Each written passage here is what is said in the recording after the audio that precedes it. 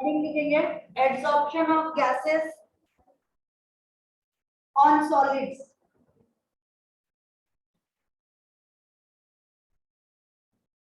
Adsorption of gases on solids.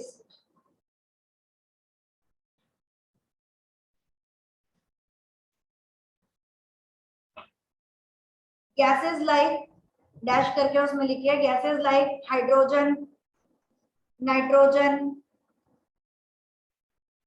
Shortcut लिखते जाइए H2, N2, O2 and CO2 are adsorbed by finely divided elements. Finely divided, finely FINELY, pronunciation में मैंने finally नहीं बोला है, spelling का ध्यान रखिएगा। It is finally divided elements like निकल, जो आप कैटलिस्ट के लिए यूज करते हैं, डी ब्लॉक एलिमेंट्स, निकल, पैलेडियम, प्लैटिनम, कोबाल्ट, आयरन, ये कॉमन कैटलिस्ट के फॉर्म में हुए, तो इन पर ये सब चीजें इजीली एडसॉर्ब हो जाती है। नहीं, निकल, palladium, platinum, cobalt, iron, full stop. The extent of adsorption is affected by following factors. The extent of adsorption depends on following factors. First, nature of gas. अपन लोग पढ़ रहे हैं adsorption of gas on solid, मतलब gas हमारे लिए adsorbate है और solid हमारे लिए एड्सॉर्बेंट है। तो हम लोग फर्स्ट ले रहे हैं नेचर ऑफ गैस। कल बताया था कि कौन सी गैसेस जल्दी एड्सॉर्ब होती है, जो गैसेस इजीली क्या लिक्विफाई होती है। कल वर्ड बताया था, the gases which undergoes liquefaction easily are adsorbed more easily. तो आज भी वही पॉइंट हमें लिखना है, the gases which are easily liquefied, the gases which are easily liquefied are readily adsorbed.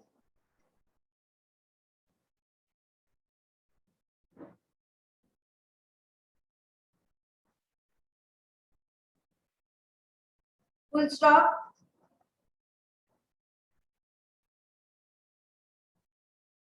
The higher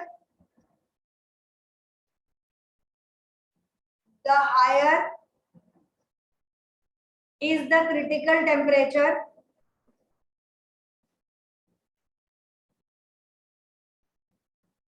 the higher is the critical temperature, comma, more easily will be the liquefaction of gas,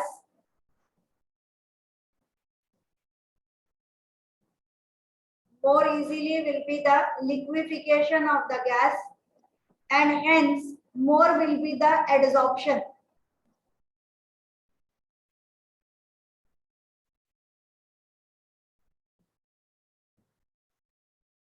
More will be the adsorption.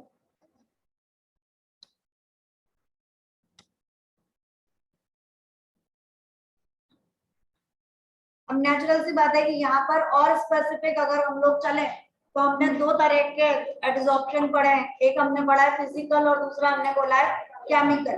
तो physical adsorption तो simple, जिसका liquefaction ज्यादा उसका adsorption का rate भी ज्यादा, लेकिन chemical adsorption अगर वर्ड आता है, स्पेसिफिकली आई एम सेइंग कि अगर केमिकल एड्सॉर्प्शन वर्ड डाल दिया जाए तो केमिकल एड्सॉर्प्शन तभी अकर होगा जब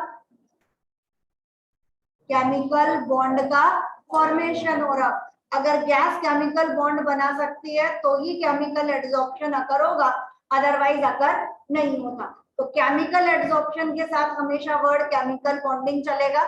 इन जनरल हम लोग लिख रहे हैं कि more is the critical temperature, higher will be the liquefaction and greater will be the rate of adsorption.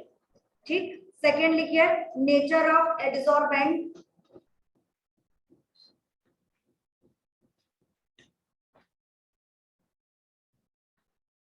Nature of adsorbent,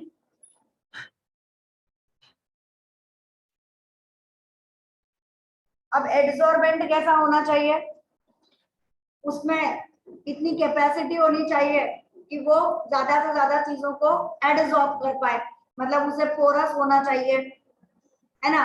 तो डेफिनेटली वो अच्छे से कर पाएगा। केमिकल बॉन्डिंग अगर अच्छे से बना पा रहा है तो केमिसॉर्प्शन वो बहुत अच्छे से शो करेगा। तो सिंपली हम लोगों ने बोला नेचर ऑफ एड्सॉर्बेंट, उसमें अपन लोग एक एग्जांपल दे सकते हैं, डैश करके लिखिए charcoal can adsorb different types of gases।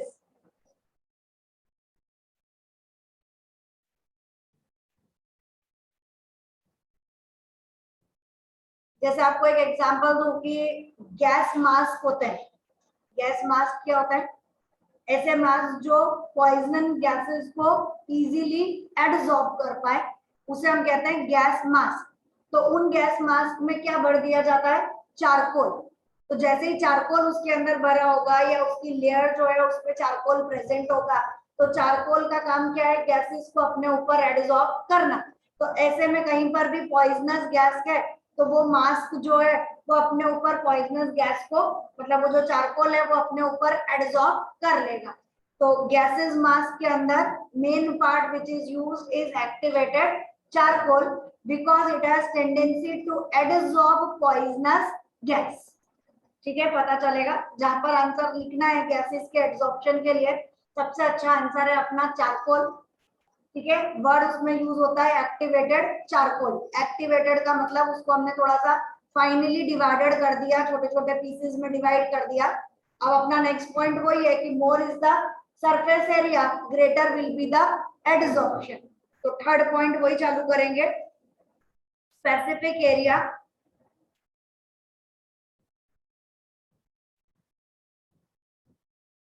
उसमें डैश करके लिखिए larger is the surface area, greater will be the adsorption capacity।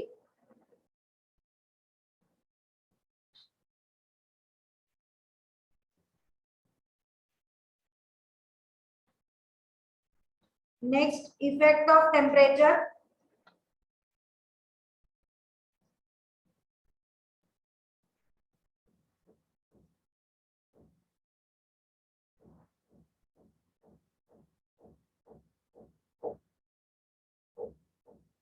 पहले अपन इन जनरल लिखेंगे। In general the process of adsorption is exothermic in nature। the process of adsorption is exothermic in nature।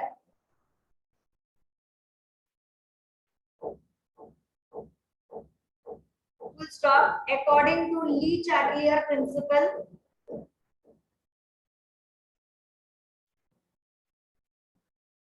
according to Le-Chatelier principle,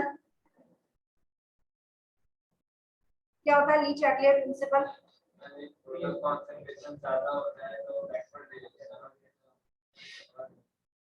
कोई भी चीज अगर increase हो जाएगी, जैसे अगर अमाउंट इंक्रीज हो गया, भाई अपने पास एक रिएक्शन चल रही है, रिएक्टेंट से प्रोडक्ट बन चुका, अब उस प्रोडक्ट का अमाउंट ज्यादा बढ़ गया, तो अगर प्रोडक्ट ज्यादा हो जाएगा तो it is going to start backward reaction. ऐसे ही हम टेम्परेचर दे रहे हैं। जब हम टेम्परेचर बढ़ा रहे हैं तो हमारे पास में वहां पर अगर एक्सोथर्मिक हुआ तो सडनली टेम्परेचर विल इंक्रीज, और ज्यादा टेम्परेचर होने पर क्या होगा, बैकवर्ड रिएक्शन विल इंक्रीज। तो अपन ने क्या वर्ड यूज किया कि the process of adsorption is exothermic. Exothermic का मतलब हीट इज रिलीज। तो ऑलरेडी जो प्रोडक्ट बन रहा है उसमें हीट रिलीज हो रही है।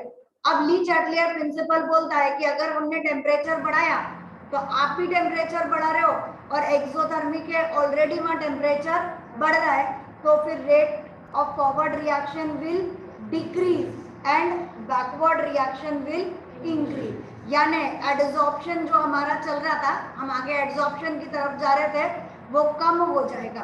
तो according to Le Chatelier principle, comma, in exothermic reaction, in exothermic reaction with increase in temperature,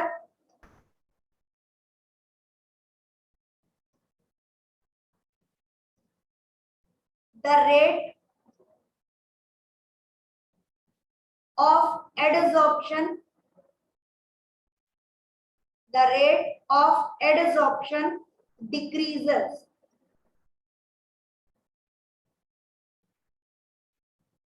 अब फिर वही स्पेसिफिकेशन कि अगर उसमें फिजिक्स ऑप्शन और केमिस ऑप्शन वर्ड आ गया तो कल देखिए आपको लिखवाया था, physisorption is favoured by कौन सा टेम्परेचर, लो टेम्परेचर। बताया था ना, टेम्परेचर बढ़ाओगे काइनेटिक एनर्जी बढ़ जाएगी, वंडरवॉल फोर्स टूट जाएगा, इधर उधर चलना चालू हो जाएंगे, एडसॉर्प्शन विल डिक्रीज। ठीक है, टेम्परेचर बढ़ाने पर फिजिक्स ऑप्शन विल डिक्रीज, लेकिन Cummins option increases. It occurs at high enthalpy and increases at high temperature. तो मैंने इन जनरल अगर अपन लोग लिख रहे हैं तो with increase in temperature adsorption decreases, और फिजिक्स ऑप्शन और केमिस ऑप्शन अगर अलग अलग वर्ड दे दिया जाए तो फिजिक्स ऑप्शन में तो डिक्रीजेस आएगा, केमिस ऑप्शन पे अगेन ये डिपेंड करेगा कि अगर उन्होंने एंडो और एक्सो अलग अलग बताया है उसमें डिपेंड करेगा, क्योंकि केमिकल वर्ड आ गया। तो एंडो है तो इट इज फेवर्ड, मतलब टेम्परेचर बढ़ाओगे तो एड्सॉर्प्शन बढ़ेगा, और एक्सो है तो टेम्परेचर बढ़ाने पर एड्सॉर्प्शन विल डिक्रीज। तो थोड़ा सा वैसा ध्यान रखने का कि जनरल है तो हमारा ये आंसर है फिजिक्स ऑप्शन है, केमिस ऑप्शन है, और केमी में भी एंडो है या एक्सो, तो उसके अकॉर्डिंगली आंसर वेरी करेगा। तो ऑप्शन लिखते टाइम, मार्क करते टाइम बहुत ध्यान से करना। Next, effect of pressure.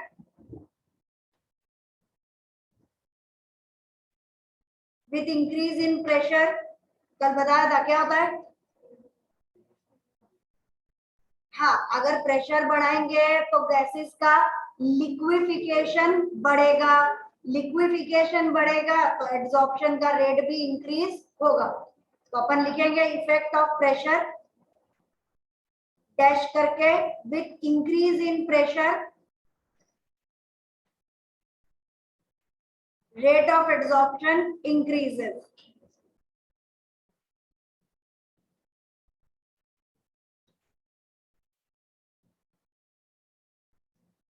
Last, activation of adsorbent. इसको सिर्फ इसलिए लिखवा रही हूँ कि मैंने जो एक्टिवेटेड चारकोल वर्ड लिखवाया उस एक्टिवेटेड का मतलब क्या होता है वो भी यहाँ क्लियर हो जाएगा। एक्टिवेशन ऑफ एडसॉर्बेंट डैश करके लिखिए, it means to increase the, it means to increase the adsorbing power of adsorbent, increase the adsorbing power of adsorbent, full stop. It can be done by,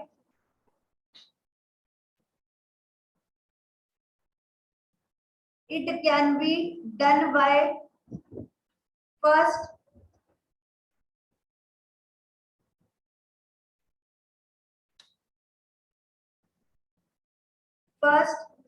increasing the surface area,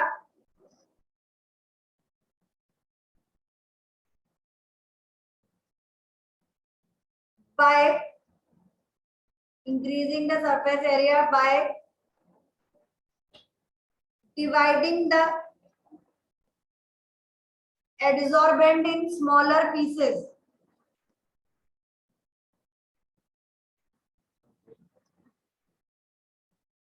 Adsorbent, charcoal कौन है? Adsorbent. तो adsorbent को, charcoal को हम activate कर रहे हैं। तो एक्टिवेट करने का मतलब क्या हुआ कि जो आपके पास चारकोल है उसे छोटे छोटे पीसेस में तोड़ दो। जितना ज्यादा पीस होगा उतना उसका सरफेस एरिया बढ़ेगा और उतना ज्यादा वो एब्सॉर्ब करेगा। तो बात वही है कि सरफेस एरिया बढ़ाने से उसका एब्सॉर्बिंग पावर इंक्रीज हुआ, लेकिन वो वर्ड बाय एक्टिवेटिंग। तो एक्टिवेट करने का मतलब एक तरीका हुआ कि उसको छोटे छोटे पीसेस में तोड़ दो। Second, by heating in contact with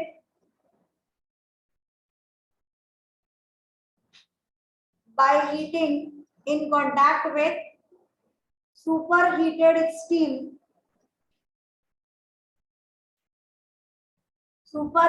steam or in vacuum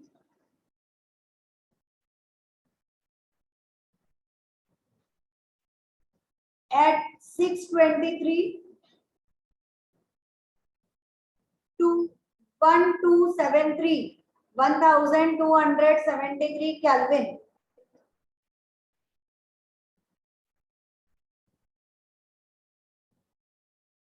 अब ये क्यों करते होंगे, बस इतना ही लिखना है। क्यों करते होंगे कि जैसे यहाँ पर भी चारकोल चलता है, चारकोल को हम सुपर हीटेड स्टीम के साथ में हीट करते हैं, उसके साथ में रखते हैं। क्या होगा उससे कि चारकोल ने जितनी चीजों को पहले से एडसॉर्ब कर लिया है, क्या कर लिया है? एडसॉर्ब कर लिया है, उन्हें हटा दो। देखो कल भी मैंने बताया था कि एडसॉर्प्शन टाइम के साथ डिक्रीज होने लगता है।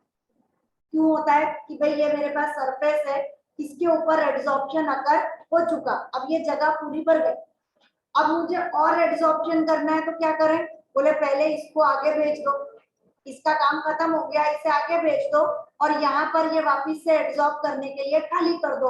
तो ये जो हमारा एडसॉर्बेंट है ये यहीं पर रह जाएगा, जो चीज आई एडसॉर्ब हुई आगे चली गई। तो इसे खाली करने के लिए क्या करें? बोले किसी चीज के साथ रिएक्ट करवा दो। अभी मेरे पास या तो रिएक्ट कराने के लिए कार्बन हो तो कार्बन और हाइड्रोजन को रिएक्ट करवा दो और वो CH4 बना दे, पर कार्बन नहीं है, क्या करूं? तो बोले अभी इसको दूसरी चीज में कहीं पर ले जाओ। जैसे ही ले जाओगे वो तो हाइड्रोजन हाइड्रोजन वापस रिएक्ट करके क्या बना देगा? H2। तो मेरा फिर यहाँ पर इसको रखने से फायदा क्या हुआ? तो इसके लिए हम लोग क्या करते हैं कि हम लोग सुपर हीटेड स्टीम के पास में रख देते हैं। तो एज इट इज जो पार्ट यहाँ पे जो गैस चारकोल के ऊपर आई थी वो एज इट इज वहां पर चली जाएगी। अब ये जगह खाली हो गई, यहाँ पे और ज्यादा एब्जॉर्प्शन अकर होगा। तो दो ऑप्शन है, या तो सुपर हीटेड स्टीम के पास रखिए या वैक्यूम में उसे इतने टेम्परेचर तक हीट करिए, दोनों ऑप्शंस चलते हैं।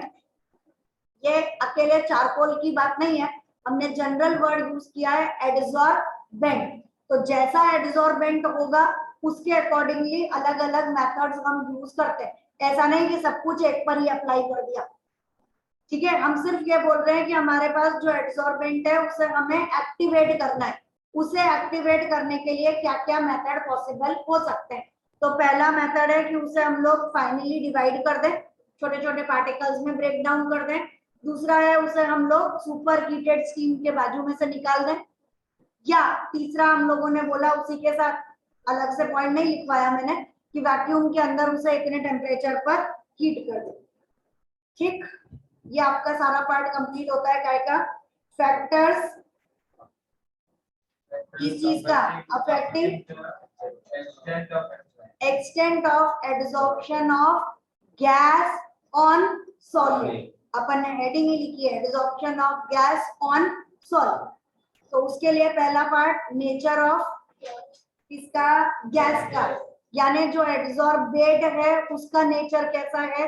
जितना इजीली लिक्विफाई होगा उतना ज्यादा एब्जॉर्प्शन। दूसरा हमने बोला नेचर ऑफ एडसॉर्बेंट, वो जितना अच्छा केमिकल रिएक्शन कर पाए या जिस चीज को वो अपने ऊपर एडसॉर्ब कर पाए उतना अच्छा। तीसरा हम लोगों ने बोला इफेक्ट ऑफ सरफेस एरिया, जितना ज्यादा सरफेस एरिया होगा, जितना आप उसको फाइन पाउडर में डिवाइड कर पाएंगे उतना ज्यादा उसका एब्जॉर्प्शन का रेट बढ़ जाएगा। फोर्थ पॉइंट हमने लिखा टेम्परेचर। टेम्परेचर के लिए क्या बोला, ली चार्टियर प्रिंसिपल, उसने भी क्या वर्ड यूज किया कि एब्जॉर्प्शन इज एक्सोथर्मिक।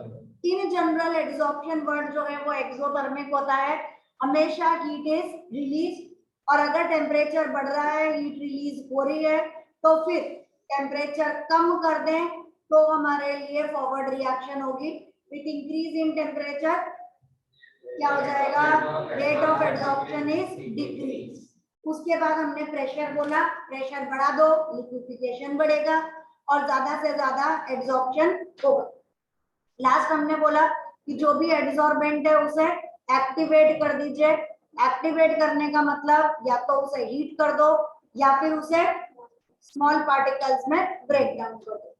चलो next heading, adsorption isotherm. Adsorption isotherm,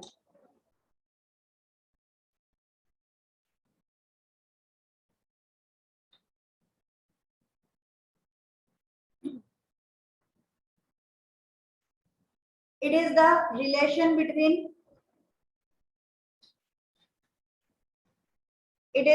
relation between the amount of substance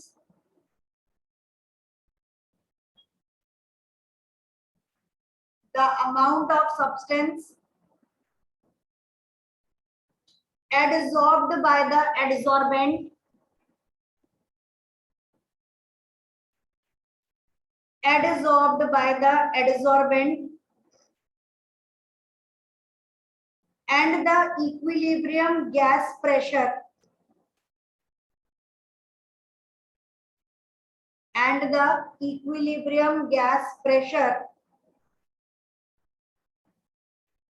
at constant, isotherm का मतलब कौन कांस्टेंट है, एट कांस्टेंट टेम्परेचर। तीन वर्ड होते हैं बेटा हमारे पास, आइसोथर्म मतलब टेम्परेचर कांस्टेंट, आइसोबार मतलब प्रेशर कांस्टेंट, आइसोकोरिक मतलब वॉल्यूम कांस्टेंट, और क्या था ये हमने 11th में पढ़ा था, एडियाबैटिक। एडियाबैटिक मतलब there is no exchange of heat, उसे हम लोग बोलते हैं एडियाबैटिक। तो ये जनरल टर्म्स है, आइसोथर्म, आइसोबार, आइसोकोरिक और एडियाबैटिक। चलिए कोई बात नहीं, अभी लिखिए eight constant temperature, full stop.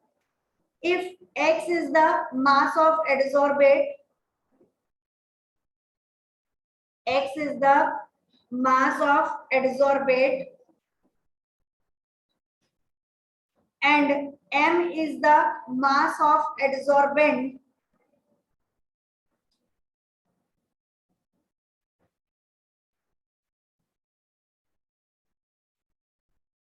then x by m, x upon m is directly proportional to pressure.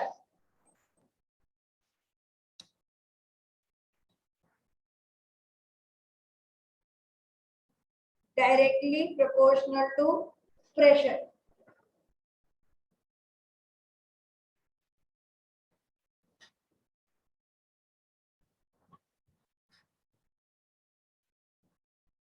ये तो हम लोगों ने एक जनरल फॉर्मेट लिखा।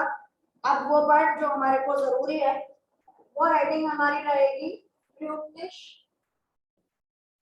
Adsorption isotherm. अच्छा टॉपिक, इंपॉर्टेंट टॉपिक। आइसोथर्म समझ में आएगा कि टेम्परेचर हमारे पास में कांस्टेंट है और इस वक्त हम एक ग्राफ बनाने जा रहे हैं, रिलेशन निकालने जा रहे हैं किसके बीच में, तो बोले x by m और प्रेशर के बीच में हम लोग एक रिलेशन निकाल रहे हैं। What is x by m? x मैंने आपको लिखवाया कि x क्या है, मास ऑफ एब्सॉर्बेट।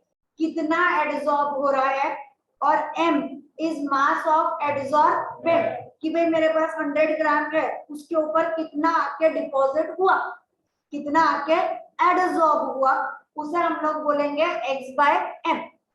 इन जनरल तो अपन ने बोल दिया कि भाई ग्राफ जो है that is x/m directly proportional to pressure.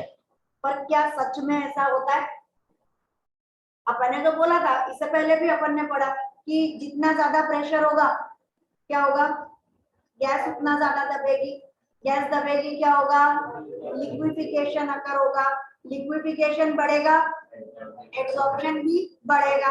तो इन जनरल तो आंसर है x/m is directly proportional to p। But Freundlich ने आइसोथर्म बनाया। आइसोथर्म मतलब टेम्परेचर को कांस्टेंट रखा, और टेम्परेचर को कांस्टेंट रखकर एक ग्राफ डिजाइन किया। जब ग्राफ बनाया गया तो यहाँ पर हमने लिया प्रेशर और यहाँ पर हमने लिया x/m, यानी कितना अमाउंट जो है वो एब्जॉर्ब हो रहा है। कैसा दिख रहा है? पहले तो हम लोगों ने इसको इंक्रीज किया, यहाँ से बढ़ रहा है बढ़ रहा है बढ़ रहा है, और उसके बाद में जाके हमने डॉटेड लाइन से इसको दिखा दिया कि इट बिकम्स स्ट्रेट। इसका मतलब क्या हुआ? इसका मतलब हमें 3 पार्ट्स में इसको डिवाइड करना है। पहला पार्ट हमारा रहेगा एट लो टेम्परेचर, अरे sorry at low pressure. Second हमारा रहेगा एट हाई प्रेशर, और थर्ड एट इंटरमीडिएट प्रेशर। पहला एट लो, दूसरा एट हाई, और तीसरा एट इंटरमीडिएट। पता चल रहा है ग्राफ के हिसाब से? तो 3 लैंग्वेज में हमने इसे डिवाइड किया, at low pressure, at high pressure और एट इंटरमीडिएट प्रेशर। तो एट लो प्रेशर, जब प्रेशर कम है तो डेफिनेटली प्रेशर बढ़ाओगे तो एब्जॉर्प्शन का रेट भी इंक्रीज होगा। तो x/m is directly proportional to p। Constant वगैरह it is okay, it is kp, कोई बात नहीं, k इज कांस्टेंट। मेन बात मेरे लिए कांस्टेंट नहीं है, मेन बात मेरे पास है x/m is directly proportional to p। High pressure, pressure बढ़ने पर ये लाइन कैसी हो गई? स्ट्रेट हो गई, कांस्टेंट जैसा हो गया। तो at high pressure x/m is directly proportional to p raised to 0. It is not p0. क्या वर्ड यूज किया मैंने? p raised to 0. p raised to 0, anything raised to 0 is equal to 1. अरे 100 raised to 0 भी होगा तो वो 1 के बराबर होगा। मतलब x/m does not depend on pressure। तो हाई प्रेशर पे जाने के बाद इसकी प्रेशर की डिपेंडेंसी खत्म हो जाती है, वो हमने यहाँ पर शो किया। और थर्ड पार्ट एट इंटरमीडिएट, बीच में क्या होगा? ये जब लाइन आपकी एकदम से बढ़ती है, क्या बोलते हैं मैथमेटिकली इसे? Exponentially. It is p raised to 1/n। तो ये हमारे पास में 3 पार्ट रहेंगे। पहले वाले में डायरेक्टली प्रोपोर्शनल, दूसरे वाले में प्रोपोर्शनली नहीं है, p raised to 0 हमने ले लिया, मतलब इट डज नॉट डिपेंड, और यहाँ पे it depends exponentially p raised to 1/n। This is called as Freundlich absorption isotherm. Draw करिए और अपने आप लिखिए।